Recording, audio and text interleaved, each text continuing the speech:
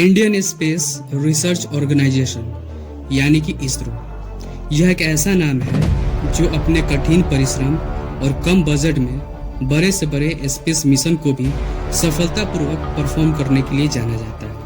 15 अगस्त 1969 में स्थापना के बाद इसरो ने अपनी पहचान अनेक अंतरिक्ष मिशनों और सफलताओं के माध्यम से बनाया है। इसरो ने पहले सैटेलाइट आर्यभट्ट से लेकर मिशन चंद्रयान, मंगलयान मिशन जैसे कई स्पेस प्रोग्राम को सक्सेसफुली कंप्लीट किया।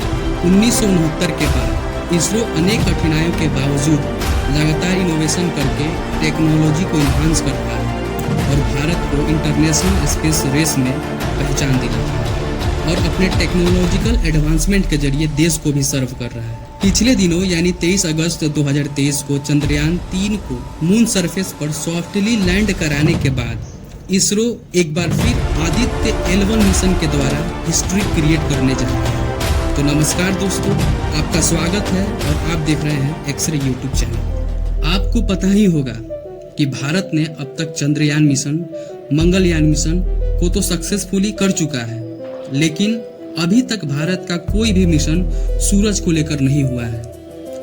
तो आदित्य L1 यह उस यान का नाम है, यानी आदित्य L1 वो पहला भारतीय यान है जो कि मिशन टू द सन को एक्सप्लोर करेगा और यह सूर्य का स्टडी भी करेगा। आप यह सोच रहे होंगे कि क्या यह सूर्य के सरफेस पर उतरेगा या सूर्य के सरफेस से दूर रहेगा, कहाँ उतरेगा स्पेस में, दरअसल ये कहाँ उतरेगा, किस जगह पे उतरेगा। तो ऐसा है कि सूर्य के सरफेस का टेम्परेचर 6000 डिग्री सेल्सियस है और इसके भीतर टेम्परेचर लगभग 1.5 मिलियन यानी कि 1,50,00,000 डिग्री सेल्सियस है और सूर्य के सतह पर आग की लपटें लगातार उठते रहती है। तो फिजिकली वहां पर अभी लैंड किया नहीं जा सकता है। यदि हम इस मिशन को पढ़ें तो इसका नाम है आदित्य L1। इसके नाम में L1 आता है। हम सभी को पता है कि आदित्य का मतलब तो सूर्य होता है, लेकिन L1 का मतलब क्या होता है? अगर हम इस नाम को समझ लेते हैं तो हमको ये पता चल जाएगा कि हमारा आदित्य L1 जो यान है ये स्पेस में कहाँ उतरेगा, सूर्य के सरफेस पे उतरेगा या अंतरिक्ष में कहीं पे किस पॉइंट पे उतरेगा। L1 का मतलब होता है लैग्रेंजियन पॉइंट या फिर लैग्रेंज पॉइंट, जैसा कि आप इस फिगर में देख रहे हैं। इस फिगर में आपको 5 पॉइंट दिखाई दे रहे हैं और इन्हीं 5 पॉइंट को लैग्रेंजियन पॉइंट यानी लैग्रेंज पॉइंट कहा जाता है। और ये लैग्रेंजियन पॉइंट ऐसे पॉइंट होते हैं जहाँ पृथ्वी और सूर्य का ग्रेविटेशनल फोर्स यानी कि गुरुत्वाकर्षण बल बराबर होता है, जिसका मतलब है कि जो वस्तु उस पॉइंट पर रखी गई है न तो उसको सूर्य अपनी ओर खींच पाता है और न ही पृथ्वी उसको अपनी ओर खींच पाती है। मतलब ये वस्तु जहाँ पे है बिना कोई डिस्टरबेंस के वहीं पे बनी रहती है और बीच में रहती है। हमारी पृथ्वी और सूर्य के बीच टोटल 5 लैग्रेंजियन पॉइंट है, जैसा कि आप इस फिगर में देख रहे हैं। ये 1, 2, 3, 4, 5 ये 5 जो आपको पॉइंट्स दिख रहे हैं, इन्हीं पॉइंट्स को लैग्रेंजियन पॉइंट कहा जाता है। और इन्हीं 5 पॉइंट में से ये L1 जो है हमारा, ये लैग्रेंजियन पॉइंट है और पृथ्वी से सबसे नजदीक भी है। हमारा आदित्य L1 यान यही L1 यानी कि इस वाले बिंदु पर जाएगा और L1 पॉइंट पर आने के बाद हमारा यान सूर्य ग्रहण जैसे प्रॉब्लम के बाद भी लगातार सूर्य को देखने में कैपेबल रहेगा और 24/7 आवर उसका स्टडी करेगा। और नासा का सोलर एंड हेलियोस्फेरिक ऑब्जर्वेटरी सैटेलाइट भी इसी L1 पॉइंट पर स्थित है। पृथ्वी और सूर्य के बीच लगभग 14,96,00,000 किलोमीटर की दूरी है और पृथ्वी से L1 पॉइंट की दूरी लगभग 1.5 मिलियन किलोमीटर यानी कि लगभग 1,50,00,000 किलोमीटर है। और जब आदित्य L1 को 2 सितंबर 2023 को सुबह करीब 11:50 पर आंध्र प्रदेश के श्रीहरिकोटा से लॉन्च किया जाएगा, तो यह करीब 125 दिनों के बाद यानी कि लगभग 4 महीनों के बाद अपने डेस्टिनेशन तक पहुंचेगा। अब आप ये सोच रहे होंगे कि इसरो बड़े से बड़े मिशन को कम बजट में सक्सेसफुली कंप्लीट करने के लिए जाना जाता है, तो इस मिशन के लिए कितना बजट है?